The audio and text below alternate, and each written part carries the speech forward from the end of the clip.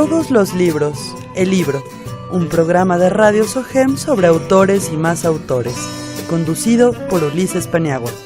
Bienvenidos.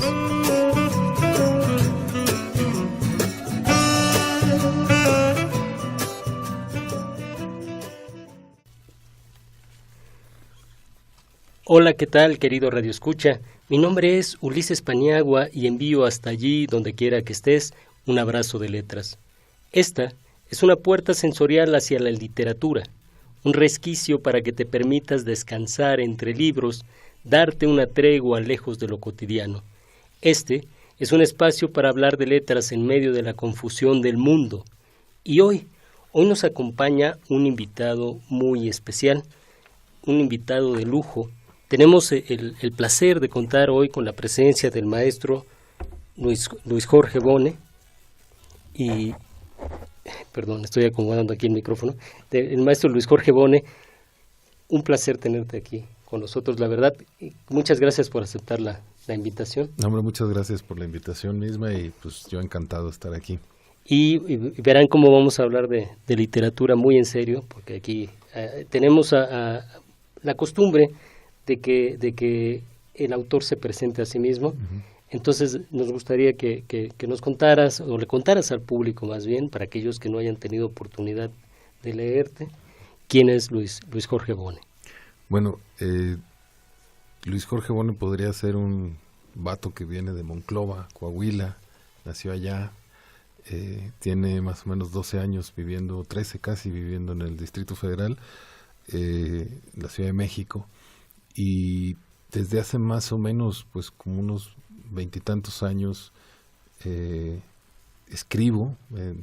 En algún momento me decidí a escribir porque no me interesaba hacer otra cosa como eso.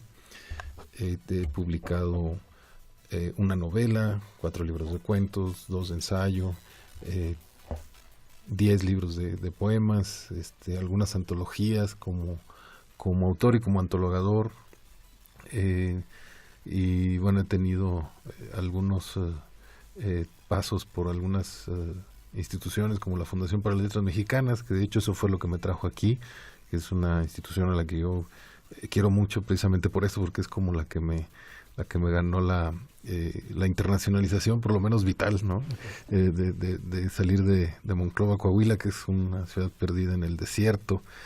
Pero bueno, pues ahorita me dedico a escribir. Ahorita soy miembro del Sistema Nacional de Creadores. Tuve también la beca de jóvenes creadores en algún momento. Y bueno, ya que ya no soy joven creador, pues ya me siento un poco más tranquilo. Y ahorita soy tutor de cuento, de hecho, de las becas de joven creación. Entonces, pues un poco mi escritura ha ido por esos rumbos, mi actividad, digamos, profesional alrededor, no tanto en la escritura, sino alrededor de la escritura, va por ahí como en los talleres, la edición, la crítica y la propia escritura, ¿no? Que es como el centro de todo, pero que se ayuda muchas veces de todas estas cosas para subsistir o para alimentarse o para socializarse, ¿no? Que es una de las cosas que también me gustan. Claro. Luis Jorge Bone ha sido ganador de más de una docena de premios nacionales. Es autor también de Alfaguara, con un libro de cuentos que se llama Figuras Humanas, el cual les recomiendo. Y actualmente está promoviendo su libro Bisonte Mantra, sí, publicado por Ediciones Era.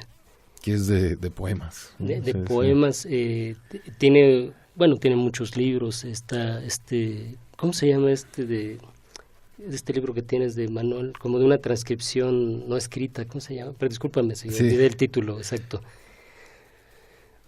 ¿Cuál será? Manual para una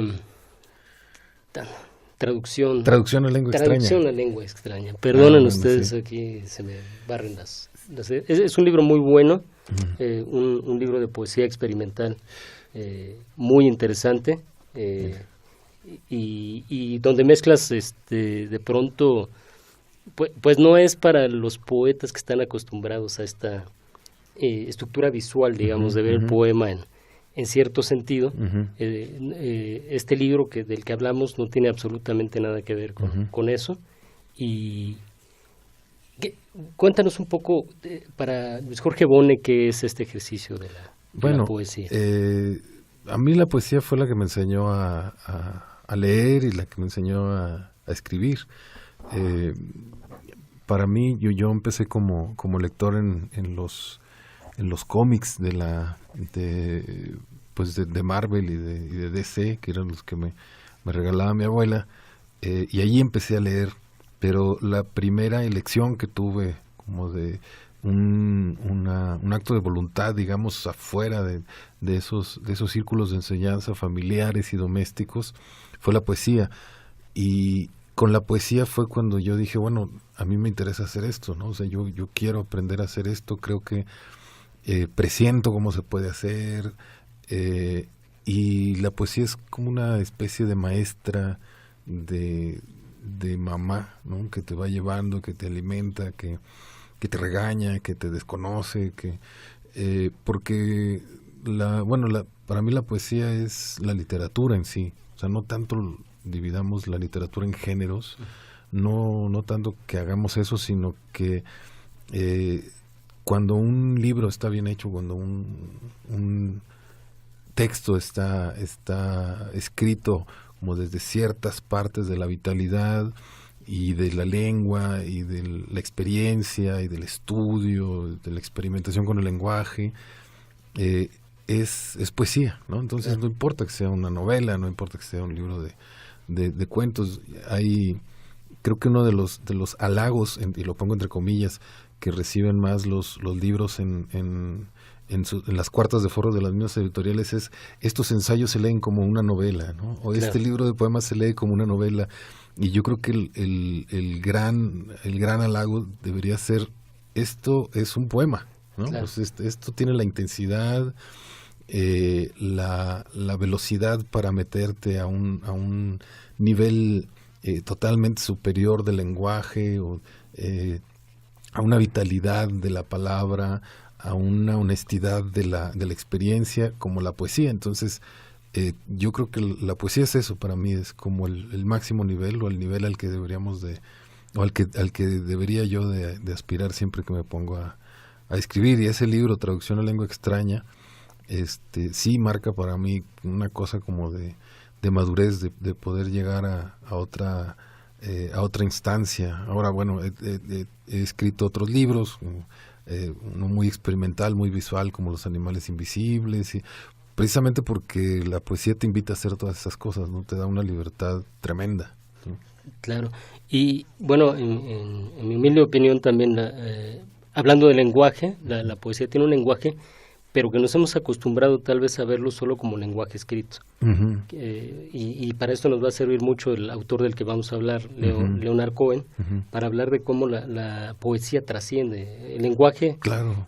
La poesía tiene lenguajes específicos, pero no, por ejemplo, puede tener un lenguaje matemático, ¿no? Uh-huh. Por Sí, decirlo sí, algo sí. así, ¿no? Sí, yo creo que como los científicos, los investigadores más entrañables, ¿no? Los que resultan siempre como más cercanos, pero también más retadores, ¿no? Para un lector que no está formado en esa disciplina, siempre son aquellos que recurren a la metáfora, son aquellos que describen no tanto las ecuaciones, sino la belleza de las ecuaciones, los que quieren hacer como despertar en el lector, los que nos quieren hacer despertar a los lectores esa experiencia que es que se abre una ventana totalmente distinta del universo, ¿no? Del microuniverso, del macrouniverso, de la multiplicidad de realidades que vivimos y que somos. Y bueno, sí, yo creo que la ciencia es poesía también, y llega a ser muy poética, la escritura sobre ciencia, pero pues también, como decías ahorita, ¿no? Leonard Cohen siempre dijo, bueno, pues la poesía, si le ponemos una melodía ya es canción, pero sigue siendo poesía también, ¿no? Exacto. Y Leonard Cohen, que es un hombre que trabaja la música con el lenguaje de la poesía, que no es exactamente la poesía cotidiana y tampoco es la música cotidiana, ¿no? Ese cruce es lo que verdaderamente lo convierte en una cosa tremendamente profunda y con influencias incluso de García Lorca. De pronto encontramos unas cosas interesantísimas, más la influencia beat que tuvo. ¿Qué nos puedes contar tú acerca de Leonard Cohen para aquellos que nunca han escuchado de él? Bueno, Leonard Cohen nació en Canadá. Acaba de fallecer hace, ¿qué será? Pues, 2 años. 2 años, sí, que no se cumplirán en este noviembre. Sí, un poco le dieron el Nobel a Bob Dylan, y a los meses falleció Leonard Cohen por una caída que tuvo. Y bueno, era un hombre. Cuando le dijeron, oye, ¿qué te parece que le hayan dado el Nobel a Bob Dylan? Él dijo, bueno, pues está a todo dar, pero es casi como si le dieran al Everest una medalla por ser la montaña más grande. O sea, es obvio para todos. Sí, a mí también me pareció eso, y a mí me parecía que el mismo Leonard Cohen se lo podía haber ganado sin broncas, ¿no? Empezó siendo un poeta. Era un joven como muy independiente, muy ambicioso. Lo había criado la mamá casi toda su juventud, su adolescencia. Se hizo independiente, se empieza a juntar como con los poetas canadienses que importan en aquel entonces, porque eran las grandes voces de la generación, y los poetas laureados y los poetas ya consagrados por una obra. Y él era como el jovencito que tenía una gran voz, pero a quien le faltaba, digamos, encontrarse a sí mismo. Entonces Leonard empieza con un libro que se llama La caja de especias de la tierra. No, perdón, comparemos mitologías. O ya no me acuerdo cuál fue el primero, ya me hice bolas. En fin, esos son sus primeros libros, y ahí se ve que tiene como un gran manejo de la forma, pero también una gran intercambio, un gran diálogo con la tradición, pero que se está desprendiendo de eso. Él venía mucho de la lectura de la Biblia, él es judío, pero tiene además esta cosa como de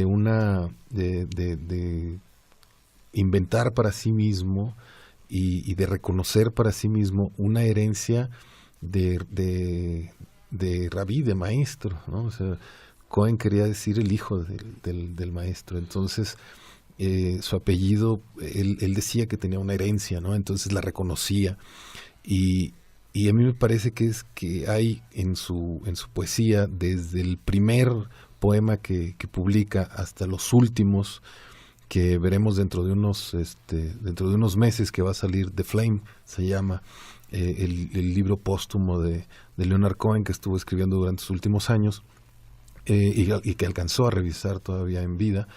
A mí me parece que hay un diálogo con la vida espiritual, con la religión, con la escritura bíblica, pero que lo lleva al presente de una manera como muy contemporánea, de una manera muy desgarradora, de una manera muy abierta, muy cínica a veces, pero profundamente conmovedora, profundamente tierna, profundamente humana, y que se sabe una persona, un ser humano que se sabe a merced de su tiempo, rescatado por aquellos profetas y maestros que han tratado de dialogar con la divinidad y con aquello de lo que venimos y con aquello que somos también, pero que estamos a merced de las circunstancias, que estamos a merced del mundo.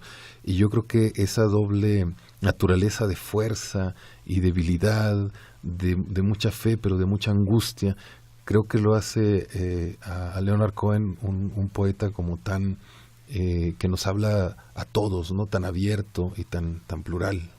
Claro, hay algunas canciones muy conocidas de él, entre ellas Dancing to the End of Love, que es maravillosa, Y algunos dirán, yo nunca lo he escuchado, pero resulta que tal vez sí lo hayan escuchado porque lo ocupan en el soundtrack de la película de Shrek.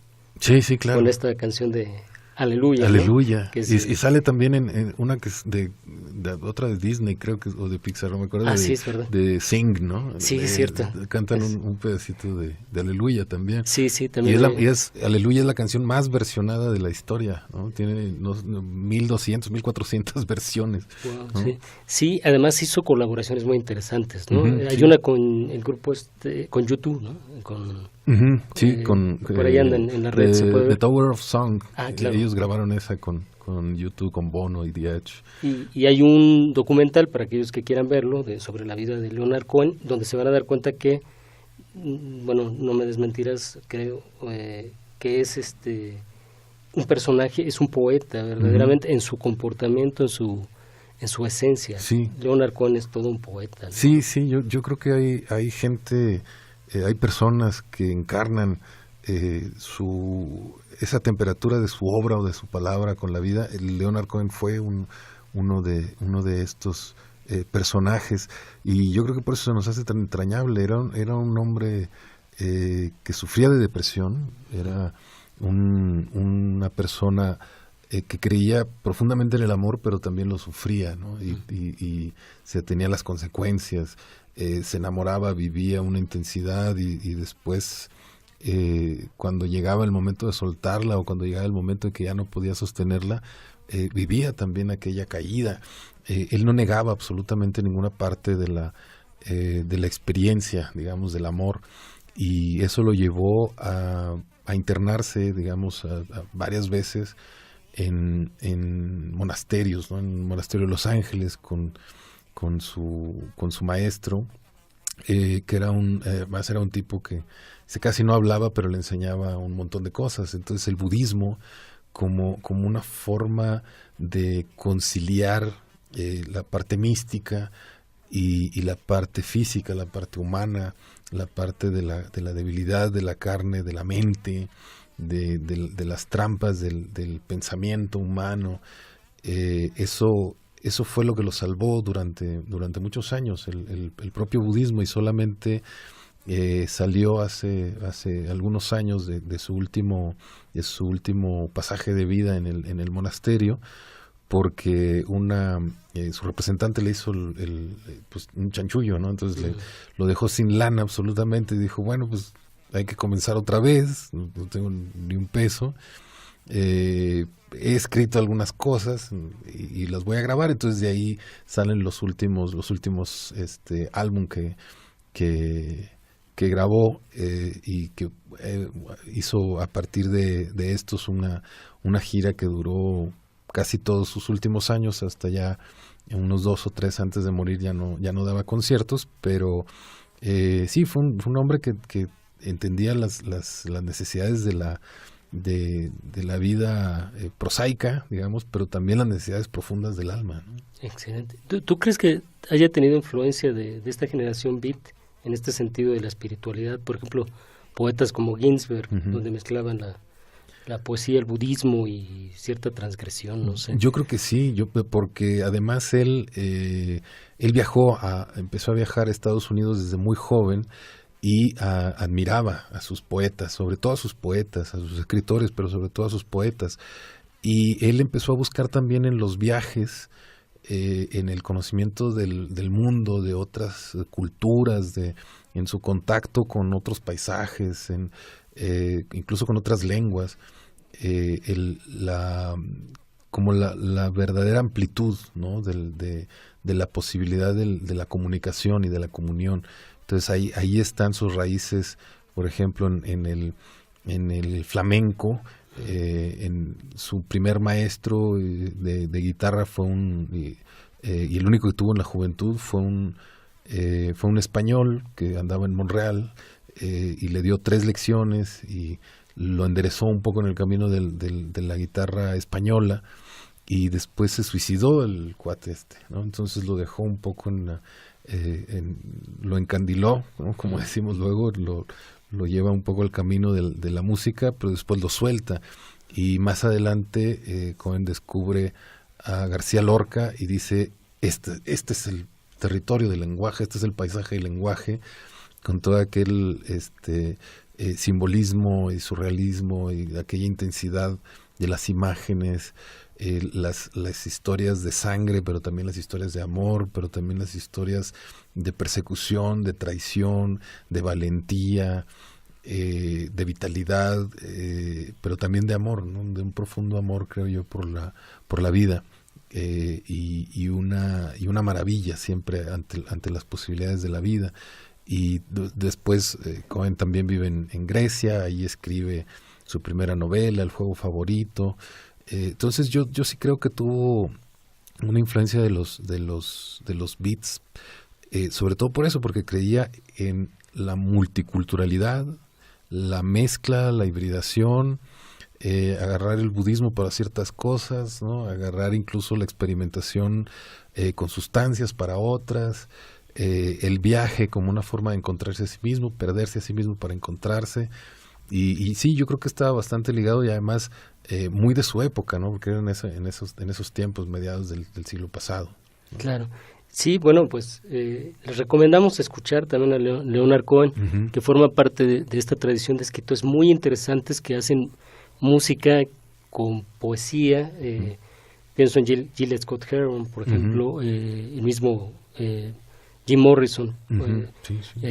Bob Dylan por momentos, y uh-huh, en México figuras como José Cruz, de Real de 14, sí, y no es algo tan común y además manejado a este nivel de maestría, ¿no? Sí, yo no creo que haya muchos. José Manuel Aguilera, de La Barranca también. Es cierto, sí. Él escribe y además todas sus letras son, pues también son poemas, ¿no? Sí, es verdad, sí. Entonces, sí, yo creo que es una tradición como muy potente, pero no tan amplia, ¿no?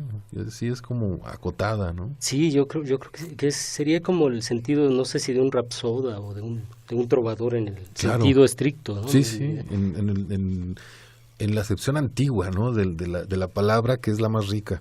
En algún momento, volviendo al Nobel de Bob Dylan, a mí me preguntaban si yo estaba de acuerdo, y yo dije, bueno, pues es que en realidad todos los géneros nacieron juntos, todos los géneros literarios, y en el principio eran música, ¿no?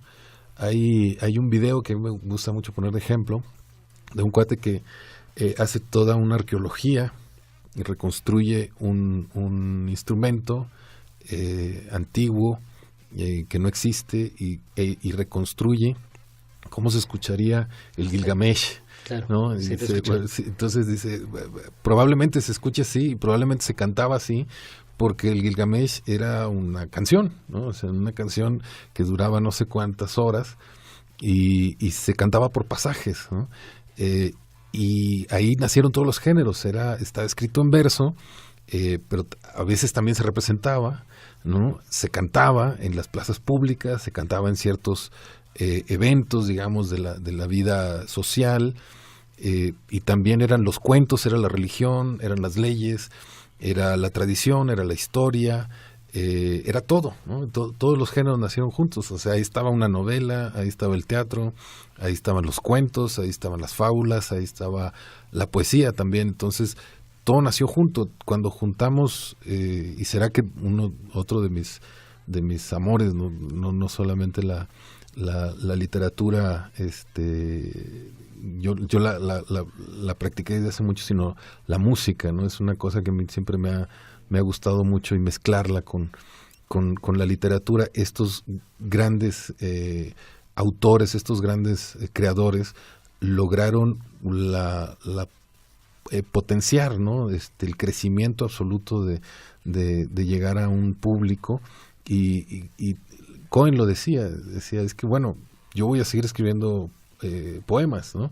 Pero ¿cómo le hago para que les llegue a más personas? Bueno, los voy a cantar. Fue una cosa, como una decisión como muy, sí, como muy sencilla, ¿no? Pareciera como muy sencilla, pero afrontar ese camino es, pues, volver a la raíz, ¿no? También, ser radical, pues vuelves a la raíz, pero te proyectas hacia el futuro, ¿no? Que es una fuerza que viene de la tradición y del origen. Claro, y es interesante, ¿no? Como diría Gabriel Celaya, la poesía es un arma cargada de futuro, dice, ¿no? Pero esta parte donde de repente la gente dice, a mí no me gusta la poesía, y de pronto se da cuenta que si escucha a Leonard Cohen, evidentemente le gusta la poesía. Es un poema. Incluso hay grupos comerciales, pienso por ejemplo en Depeche Mode, que no son tan profundos, ¿no? Pero sí hay un nivel de poesía en Pink Floyd, ¿no? Por ejemplo, sí, obviamente en Joaquín Sabina también por momentos, ¿no? No es que sean grandes poetas, pero hay un nivel poético, en las letras hay contenidos de pronto, ¿no? Sí, yo creo, bueno, Nick Cave, hay gente que sí le pone como mucha atención a las letras y que no está rimando canción con corazón, ¿no? O sea, está haciendo otra cosa un poquito más profunda, está pensando una imagen, está pensando una metáfora, está pensando un resumen de toda una experiencia que nos pueda tocar a todos, ¿no? Entonces, ahí es cuando yo creo que salen, pero sí no es muy común que haya como tantos creadores de en esta tradición. Y yo casi siempre que me dicen, es que yo no leo poesía, es que no sé cómo entrarle a la poesía, es que no la entiendo, que es lo que muchas veces las personas han sentido, ¿no? O así resumen como su acercamiento con la poesía, no la entiendo. Y les digo eso, ¿has oído Aleluya? Y dice, sí, bueno, él es un poeta, o sea, ese es un poema, y se tardó 10 años en hacerla, o sea, primero hizo una parte de Aleluya y después dijo, bueno, ya está, la grabó, la cantó, y 10 años después dijo, no, fíjate que todavía no está. Aquí va la otra mitad, se echó la otra mitad de la letra, la volvió a grabar y dijo, bueno, ahora sí ya está, ¿no? Entonces, es un trabajo de decantación, es un trabajo de observación, también es un trabajo de estar a gusto, ¿no? Como con el lugar o el paisaje verbal al que llegaste, el paisaje del alma, de la experiencia al que llegaste, y eso te da una idea del compromiso, ¿no? Del propio Leonard Cohen con su propia visión de las cosas y con las posibilidades que le veía al lenguaje y a la poesía. Yo creo que muchos hemos escuchado sus canciones y sí, o sea, Dance Me to the End of Love es como un himno al amor. Yo creo que ya con eso pues Leonard Cohen se ganó el paso al siguiente nivel de existencia, ¿no? Tú escribiste esto, bueno, pues ya pásale, ¿no? No hay más que agregar, porque es una canción que ha tocado a generaciones y es un artista que ha tocado a muchísimos otros artistas y que le ha llegado a un público muy amplio, pero que no perdía como su esencia de ser aquel muchacho canadiense que salió a recorrer el mundo para poder decir algo que valiera la pena. Muy bien. Bueno, ¿y qué nos vas a leer de Leonard Cohen? Pues? Bueno, a mí el libro que más me gusta es uno que se llama La energía de los esclavos. En este libro los poemas no tienen título, casi ninguno, y la energía de los esclavos a la que se refiere el título es el amor. Entonces, eso siempre nos va a salvar, eso siempre, nadie nos lo puede quitar, ningún tirano, ninguna mentira, ningún atropello nos puede quitar nuestra capacidad de amar, de amarnos en los demás, de amar a los demás.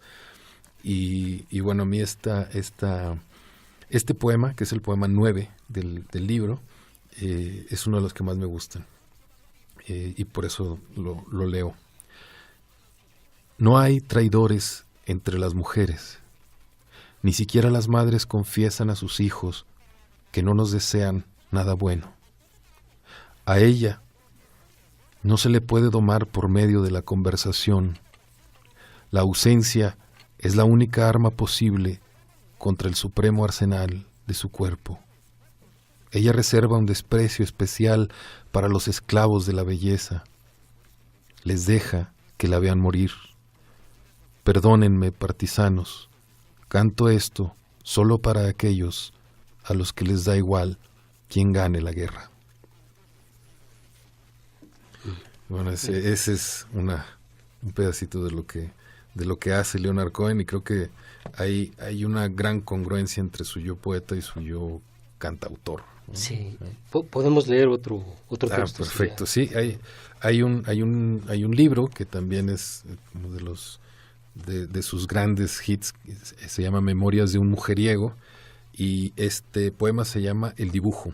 Este libro tiene la cualidad de que tiene al menos dos versiones, ¿no? de cada, regularmente dos versiones de cada poema, y son versiones complementarias, distantes, excluyentes, pero lo padre es leerlas y saber más o menos qué llegó antes, el primero que estás leyendo, el segundo, esto es un esbozo, de pronto puede ser una anotación, de pronto puede ser como un delirio, y luego aclara la experiencia. Entonces leer Memorias de un mujeriego es un ejercicio muy especial dentro de la producción de Leonard Cohen.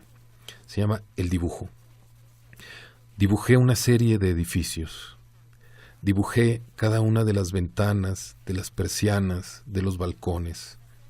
Dibujé las flores donde estaban y a la gente detrás del cristal, y detalles de los pilares y de la estatuaria. Intenta hablar, me dije a mí mismo. En una de las paredes estaba pintada una Madonna con niño. Dibujé eso también. Dibuja a la paloma descendiendo. Ponle una oblea en la boca. Dibuja la hoz y el martillo. Dibuja las antenas y los fantasmas que están entre ellas alzando sus brazos. Dibuja los músculos de las nubes. ¿De qué color son tus ojos? En ocasiones avellana, otras veces verdes. Dibuja los ojos de Patricia. Dibuja al señor de la indecisión en una de las callejas. Dibuja al señor del fracaso allá. Dibuja a los ídolos del deseo junto a la fuente. Entonces vuelve y háblame. ¿Dónde está tu consuelo? ¿Dónde está tu refugio? Excelente. Sí, yo creo que hay una cosa hay un tono como muy bíblico siempre, ¿no? Como sí. Muy elevado, muy profundo. Sí, eso le da mucha fuerza, creo, sí. ¿no? La poesía. Y bueno, este es Leonard Cohen, de una colección que trae aquí Luis Jorge, que es bellísima. La colección se llama...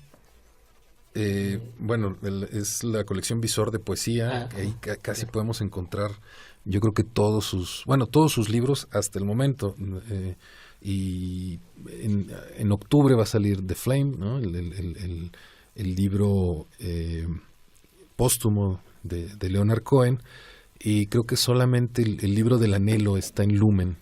Es una edición un poquito más lujosa porque tiene dibujos y la letra manuscrita del mismo Cohen, pero casi todo está en Visor, algunas cosas en Lumen, y probablemente el de Flame, yo también tengo la teoría de que va a salir en Lumen, quizá. En Lumen, excelente.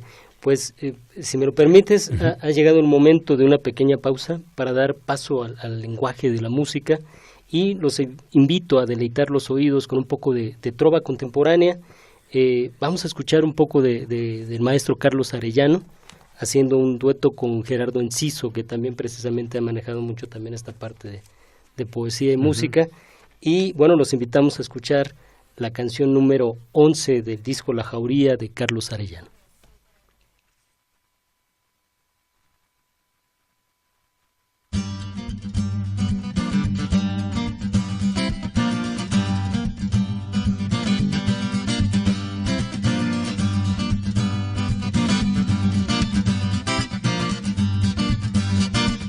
Perros en brama, perros que muerden, perros nocturnos, perros disidentes, perras que aullan, perras mil dientes, perras que ladran a soles ponientes. Perros urbanos, perros de pueblo, perros que saben de los infiernos, perras hermosas, hermosas perras, que es la locura, su alta bandera. Perros y perras que muerden la mano de los que quieren aplacarlos.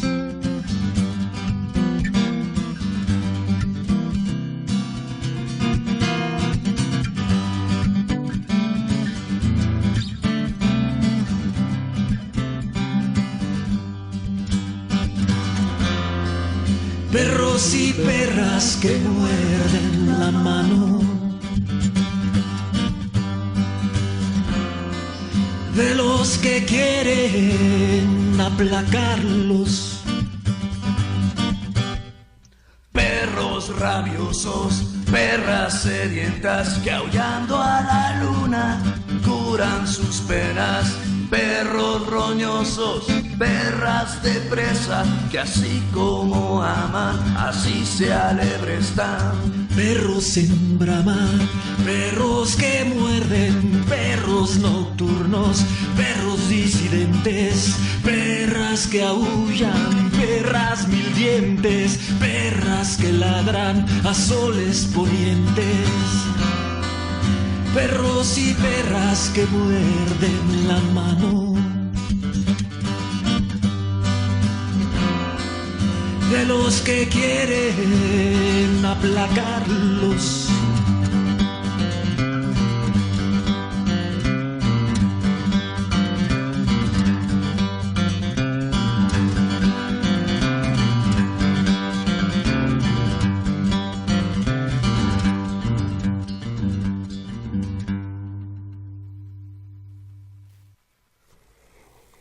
Bueno, pues acabamos de escuchar la canción La Jauría en este dueto de Gerardo Enciso con el maestro Carlos Arellano, y estamos aquí en tu programa Todos los Libros, el libro, con un invitado de lujo, Luis Jorge Bone, que ahora nos va a hablar, nos va a leer fragmentos de su poesía, del libro Bisonte Mantra.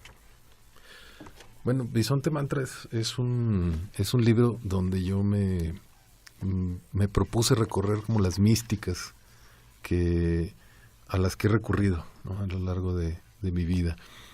Una de ellas el budismo, pero también, digamos, otras con las que se tocan, como el pensamiento no religioso, pero sí la mitología, la mística de los pueblos originarios de Norteamérica, donde las tribus tenían una relación con la tierra y una relación con el paisaje de mucho respeto, de mucha entrega, de mucha humildad.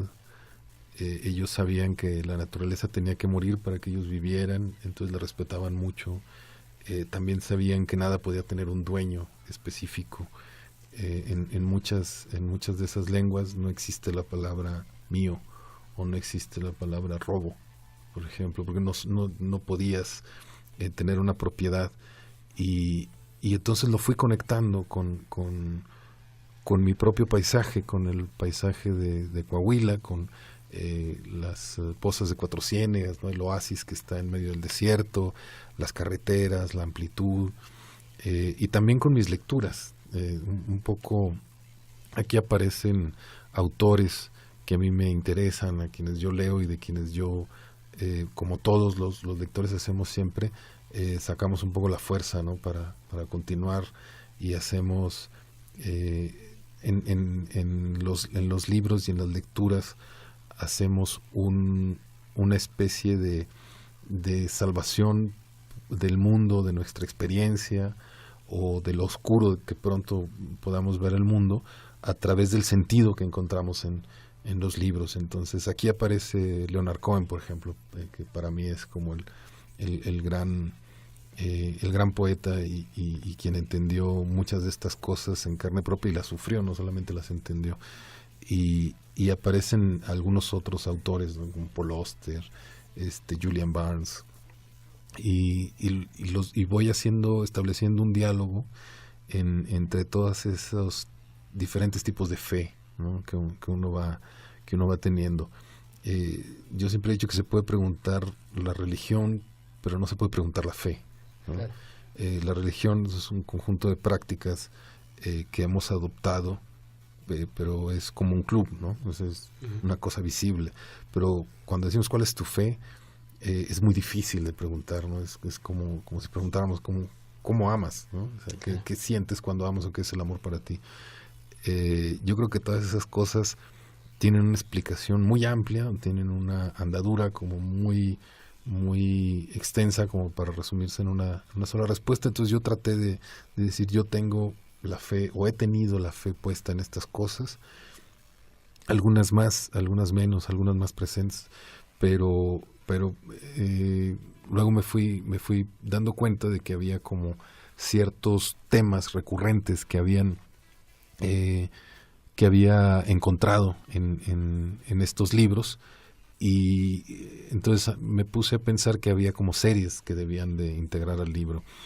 Algunas hablan del paisaje, otras hablan de los libros, otras hablan como de un sentido de la vida a través de ordenarla en la narración. Otras hablan como del futuro, otras hablan de experiencias místicas, y en algunos se entrecruzan, digamos, estos motivos, ¿no? Estas series, y este poema se llama Canto para danza fantasma, precisamente porque habla como de una experiencia mística, pero también fragmentos del mundo flotante. Entonces, estos son dos nombres de las series, y este es un crossover de estos dos temas, y este es el poema. Es así que las cosas evidentes no precisan del mito para ser sabidas. Ven aquí afuera, veamos.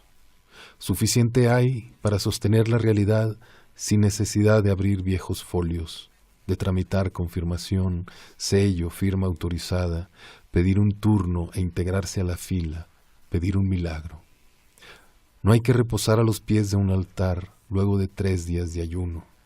Mira, los mezquites son clavos, el manto estelar una tienda de campaña, la lluvia una serie de tensores. Y si retiráramos todas esas muletas, el paisaje entero seguiría como siempre. Si el truco sale bien, igual que ese donde se quita el mantel sin arruinar la mesa y el servicio, es que vamos por buen camino. En caso contrario, habrá que repetirlo. No ayuno, no me castigo, no me flagelo, no elijo la vida del ermitaño, no abandono tu cuerpo. ¿Para qué atajos si he llegado al corazón del mundo? El rabí que es hijo y nieto de rabíes, el monje Cohen, ese hombre que no es santo porque nunca le pareció un paso necesario para disfrutar de su propia panorámica terrestre, escribió 100 veces esta carta antes de enviarla a 100 desconocidos que quizá la entenderían. Una tradición se compone de exoesqueletos de visiones abandonados. Es como un río de basura que atraviesa la ciudad, hermoso durante el día y hermoso durante la noche, pero invariablemente inadecuado para el baño. La copiaré 100 veces y la enviaré, antes de bajar hasta tu casa para nuestra cita, sobre la tabla de surf que uso siempre en las horas pico, cuando la calle se inunda de conferencias y homilías. Pues ya escucharon ustedes la poesía de Luis Jorge Bona. Me gustaría que nos compartieras otro de tus textos. Creo que nos da tiempo de leer otro poema. Sí, aquí hay uno que se llama Tótem de la oscuridad que fluye, y que es sobre la poesía, sobre la escritura misma. Llevo días preguntándome si el poema es un estado del agua, ni líquido ni sólido, más bien semejante a la nieve, maquinaria que puede ensamblarse de infinitas formas. El agua y sus ciclos, las palabras y las maneras en que son escritas, leídas y guardadas, convertidas en cristales, semejante a la nieve. Es posible aglutinar su materia o matarla si se aplica el calor constante de una mano, apenas un dedo, insistiendo hasta asfixiar su libre forma. Excelente. Creo que podemos leer otro texto corto, okay. Si hubiera por ahí. Hay, este del tótem de la oscuridad que fluye, que de hecho así es, este era el nombre que le daban al agua. Una de las tribus originarias de Norteamérica, no recuerdo el nombre exactamente, pero ellos le llamaban así al agua, la oscuridad que fluye. Y esta fue una serie, y les puedo leer la última parte de esta serie, el último fragmento. La noche es una casa de agua. Los sueños son el líquido que penetra la oscuridad de las almas dormidas. El amor de los cuerpos se hace muy dentro en la tormenta. La pesadilla más siniestra es quedarse en la orilla opuesta de la respiración. La noche es la casa del agua que ahoga y sacia y hunde y te rodea. El agua es eterna y es sabia, dijo Milorad Pavić, pues nos comunica una verdad que aceptamos con reserva. El agua es la oración del cuerpo, su descanso, su naturaleza primaria, su último empeño. El agua, que no el aire, aquí y ahora, la quinta ley de los seres y sus formas, no puede estar equivocada. Maravilloso, profundo, y creo que sí nos da, pienso yo en esta parte de la decolonización del pensamiento, esta parte que se piensa siempre en Occidente sobre, sí. Pero los pueblos originarios aportan, junto con los árabes, la poesía sufí o sufí, todo este conocimiento, toda esta sacralidad religiosa del término religare, de religarse sí. a la tierra. Y pienso, por ejemplo, me vinieron a la mente ideas de los cheroquis, que ellos le piden permiso a la montaña, que lo hacen algunos pueblos en México, o una vez leí que ellos decían que no existe norte, sur, este y oeste, sino norte, sur, este, oeste, arriba, abajo y dentro de uno mismo.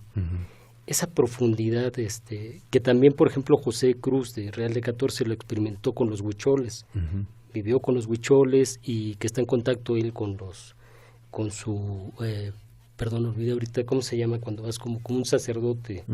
¿Con su chamán? Su chamán, perdón, su chamán, y de pronto esa espiritualidad que trasciende, y creo que es digna de un poeta, ¿no? También un poeta, la contemplación. ¿Tú qué piensas? Yo creo que esta mística que te pide que seas muy práctico, ¿no?, con las cosas, no que te promete una vida eterna o posterior, que sufras mucho en esta, que tengas mucho dolor, más bien te dice, por ejemplo, el budismo dice, claro que tenemos dolor en esta vida, de lo que se trata es de saber, de entenderlo, de salirnos como de esa dinámica, de vivir por encima de eso, y eso tampoco nos salva del dolor, ¿no? Claro. O sea, no nos libera totalmente del dolor, pero hacia allá vamos siempre. Yo creo que la práctica, más bien, el lado práctico de estas místicas es que nos concilian con el presente y nos concilian con nuestra verdad profunda.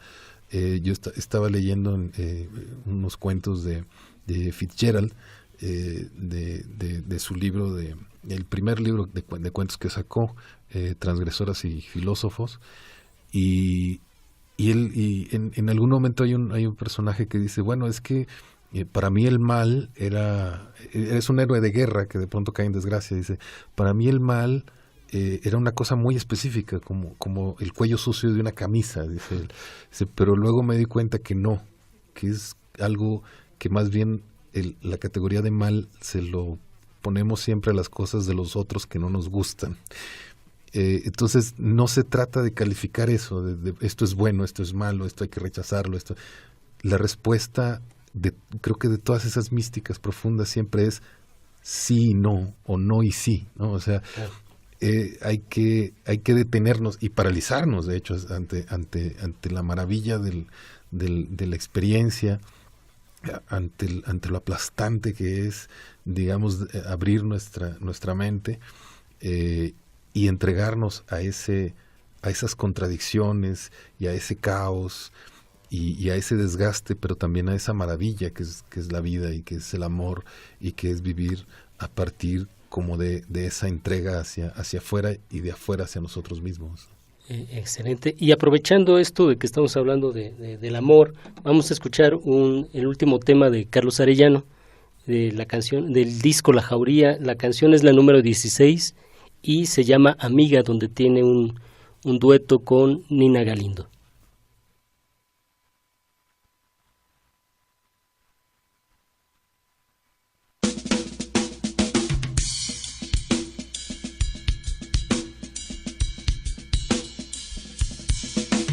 Amiga,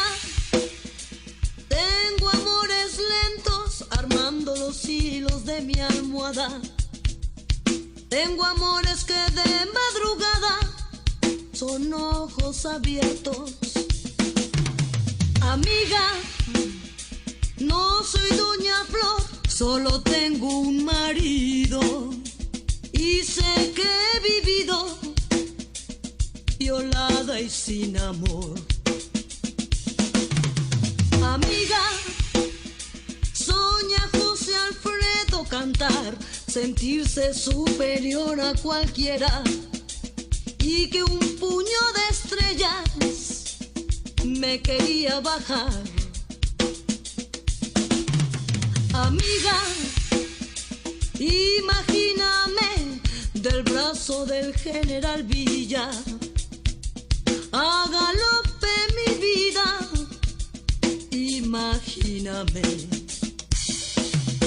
Amiga, me he soñado recargada como musa de los 30 en un piano, el alma en vilo, mi mano en su mano, y al piano Agustín Lara, cantando con él. Cada noche un amor, distinto amanecer, diferente visión.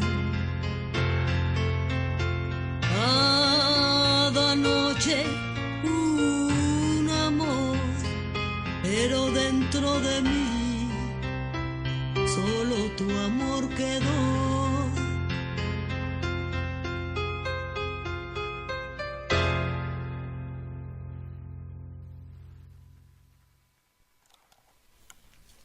Y bien, estamos de vuelta en tu programa Todos los libros, el libro.